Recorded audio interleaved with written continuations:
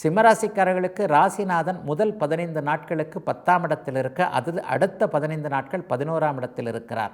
பிற்பகுதி 2 வாரங்களும் June மாதத்தில் மிகச் சிறப்பான மாதமாக அமையும். ஏனென்றால் சூரியனும் குருவும் சேர்ந்திருப்பது என்பது மிகப்பெரிய ஒரு நல்ல ஒன்று. ஆக 3வது 4வது வாரத்தில் மிகப்பெரிய நல்ல நன்மைகள் இப்போது சிம்மராசிக்காரர்களுக்கு காத்திருக்கின்றன.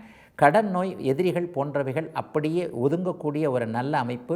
அதிகாரம் இப்போது சிம்மராசிக்காரர்களுக்கு கிடைக்கக்கூடிய ஒரு நிலைமை.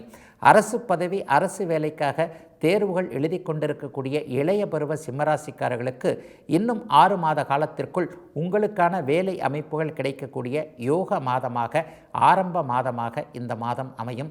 சிறப்பான நன்மைகள் இந்த மாதத்தில் உண்டு.